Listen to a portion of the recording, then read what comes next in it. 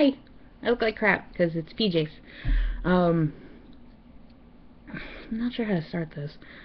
I came across an article not 5 minutes ago and just finished reading it, and I guess I wanted to read it to you guys and talk about it.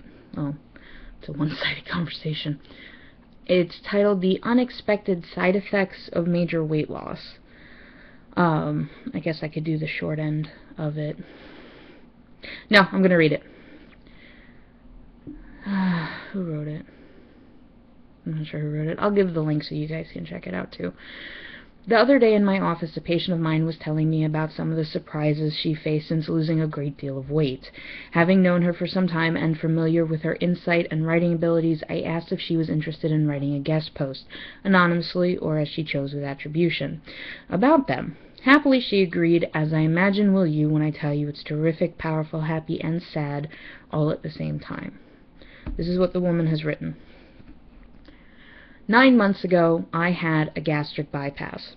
When I told people what I was going to do, they were shocked. I wasn't that big. Was I really sure I wanted to do something so drastic? Couldn't I try just one more time to lose weight? Shouldn't a gastric bypass be reserved for people who are sick and fat instead of just sick and tired of being fat? Here's my response. The decision to have major surgery with very real consequences was not taken lightly. It took an entire year from the time Dr. Friedhoff first suggested it until I was ready to be referred to the program. But once I made the decision, I wanted it to be done with. I wanted my new life to begin. I did everything right. I researched, I read, I went to a psychologist. I made sure that both my head and my heart were ready for the significant change in my life. I followed every instruction that my surgeon gave me to the letter, and my results have been spectacular. I went from a BMI of 41 to a BMI of 25, or exactly normal. My body fat percentage went from the high 40s to the low 20s. My blood pressure went from an average of 126/85 to 106/55. I lost almost 90 pounds and went from a size 20 to a size 8/10. In short, I am normal, though in reality, I think I'm actually smaller than average. I look taller and 5 years younger, and I'm happier than I've ever been before. Still, there is something about my weight loss that upsets me in a fairly fundamental way. I have moved from being invisible to visible, and it is both uncomfortable and enraging. When I was fat, I was invisible. I could go into a high-end store and never have a salesperson approach me, never get asked if I need assistance. I could go to the gym and do my thing in total isolation, giving the chin nods to the few other plump ladies working out at the same time as me, commiserating in our matching t-shirts. Because Canada is not polite enough to sell more than one style/color of a plus-size workout shirt. Now, when I go to a store, salespeople fawn over me. I went into a store one day, and a salesperson brought me every single dress they had in my size, one after another. I went into another, and they ran down this list of hidden sales that I would never even have dreamed existed. This enrages me. Was I not deserving of fashion, style, taste, good deals, lovely accessories? Was I not deserving of being treated like a human being? This part of my weight loss makes me angry and reminds me to never, ever ignore someone because they are fat. Now when I go to the gym, people look at me. Not just my other round sisters, but men. They look me up and down and assess me. They try to engage me in conversation. They offer me tips on my squat form. This makes me so uncomfortable. It's not something I've ever experienced, and although my friends tell me this is modern flirting, it makes me feel dirty, like an object. It makes me feel unsafe for the first time in my life. I went from a sisterhood of the invisibles to being an object of the male gaze. I still give my chin nods to my ladies, and I still tell them that they're doing great. Now, though, they look at me like I'm not one of them, like I have no right to applaud their efforts, and this makes me a little bit sad. I lost my gym-going community. And then there are the well-meaning, the beneficent, the ones who cannot understand what their words mean. You look so much younger, taller, better, prettier, smarter. That one was tough. You're not going to lose more weight, are you? You're done, right? Maybe you should eat more. You don't want to lose too much. I wish I could have that surgery. It's such an easy way to lose weight. These are my friends, my colleagues, the people with whom I casually interact. I don't know what to say to them other than that my body will regulate itself. I'm eating until I'm full. I eat all sorts of foods, but some of them randomly make me sick, and I'm still learning about my new digestive system, and do you really think this is easy? Because it isn't. I take a ton of B12 injections and pills, and special calcium that I have to order from the US, and a whole lot of vitamin D, and iron, and folic acid, and I can't take anti-inflammatories, and have you ever tried to use Tylenol for back pain? Because it really doesn't work. I tried to go for brunch last week and had to bail out in the middle of a great conversation because my stomach suddenly rejected what I put in it, and yes, that means I vomited it up. I can't eat salted caramel, which should be a crime against humanity. I can't drink too quickly because that traps gas in my system. And I can't eat something that's too sweet because that causes me to feel queasy and start sweating like I'm having a major panic attack.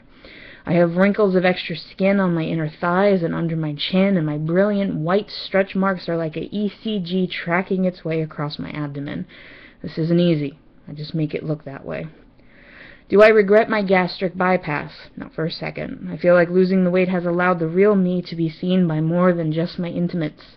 It's just going to take a long while to get used to not being invisible anymore. And then there's only one comment to this as of the time of me looking at this, saying, your patient sounds like a professional victim. A victim when she was fat and getting no attention, and a victim now that she gets some attention. I guess the reason I wanted to mention this article was because it's kind of true. I feel like being fat is a very double-edged sword. And it also feels a lot of the time like no matter what, you can't win. Congratulations to her for losing the weight and feeling better about herself and, being healthier for it. But at the same time, I can almost appreciate how she feels. Because I know I'd probably end up treating her like that too, specifically with the example of her gym associates. I would imagine if I was that bitter, I would probably kind of shun her away. Because there is and I'm not trying to exclude the boys, forgive me, there is a sisterhood with fat chicks, because we get each other. From the empowering fat chicks who are proud of their body and they don't want to change a thing, to the fat chicks, I guess like me, that aren't always happy with how they are, but try to change it. And, it feels like a 50-50 chance how I would react if I had a fat sister lose weight, but still coming to the gym, and here I was, still going to the gym, but not doing any better than she was after having surgery. There's a chance I might be bitter and kind of want to tell her fuck off. And it would probably be out of sheer jealousy because they lost the weight. As a person, I would like to believe I would not sincerely do this, that I would congratulate them and still have a gym buddy, But the fact that that does happen, you do get ignored. I couldn't, except I think when I went to like Lane Bryant, which is a plus-size clothing store. Anyway, I don't think I've had anybody come up to me and try and sell me stuff or tell me about deals and all these kinds of things. And the comment doesn't help either. I don't think he's or she is being open-minded about the article.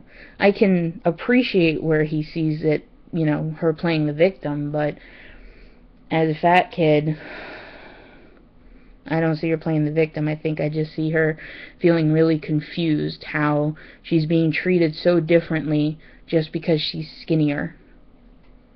All she did was lose 90 pounds. I can't imagine she looked that drastically different. Well, who am I kidding? I look different after losing 50, but it hurts me with the article, because what I thought it was going to show was maybe health issues from losing the weight, or pointing out about the loose skin if you're like me and you have a bigger amount of weight to lose. I was surprised that it was more of a social issue than a medical issue that popped up. I'm not so surprised with the men looking at her more. But that, people are telling her, are you eating enough? You should eat more. I don't understand why people can't always understand that dieting and being heavy are not easy things. There are so many reasons somebody could be heavy. Sometimes it is just because they just don't stop eating. But a lot of the rest of the time, that wasn't English. I think the majority of the people who are big, I think it's because there's other issues going on. Like I admitted that I let go of the diet last week because I was stressed about Dan getting the approval. I could have been better and stronger and not give in and stop in the middle of the week instead of just letting it go through. And I was bad. I kept my bad Monday, and I was bad Tuesday. I was good today, except for two things. I had a sleeve of crumb crackers that I ate my tuna with, and I had some cookie dough. Homemade cookie dough, because I wanted to cook that up before that went bad. So those were the bad things I did today, and tomorrow I should be good. Just my bowl of tuna, just the bar, and just the chicken. But it was freeing at the same time.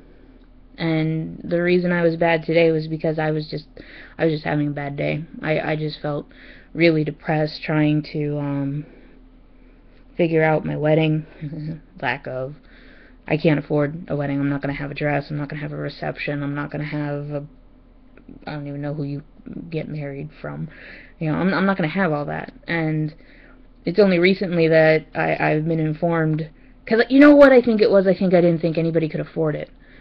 That Dan's side of the family, some of Dan's family is coming. And that's a long flight. That's like 11, 13-hour flight. And I feel horrible because it's not a traditional wedding these people are coming to. These people are more than likely flying all this way because, just to watch me and him get married in a room, probably from a judge. And Dan tries to comfort me, telling me it doesn't matter that there's not a, traditional wedding. Those people are there to celebrate that we're finally fucking together. I have this bad habit. I overthink things. But it got to me, and I was crying and feeling bad that they're coming all this way for what feels like nothing.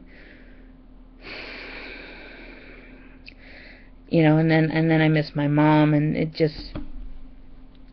just rolls up into bigger things, and then I get choked up, and then I start crying, and then I get upset, and then more things get me more upset, and I get more sensitive, and I get like this. And you don't care. I mean, I'm proud of the weight I've lost, but I hate that there's all this fear that comes with it of it coming back. And then you also have at the same time for myself that I was ready to kill myself after my mom died because it hurt me that bad. The only thing that kept me alive was my brother. I didn't want him to be alone. Dan and I weren't even together a year yet, so it was still a new relationship. I had both my parents die of cancer in their early 60s, and I'm 32, so, I have the mentality that I'm gonna die in my 60s, or at 60 maybe, that I will get cancer, and I will die. So there's a part of me that's like, why does it matter? I have not seen a psychologist for my depression. I am not on any medication for my depression. God knows I probably should be, maybe. It might help, I don't know, but I don't want to take it because of the side effects, including suicide.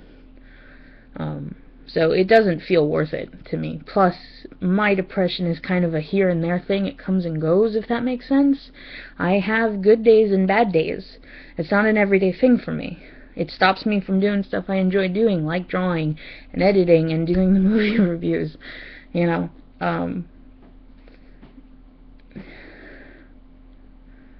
But I try to fight through it, especially now since Dan's coming, and I know I'll be better when he's here, because I always want to be better when he's here. And I feel I've completely gone off topic about this article.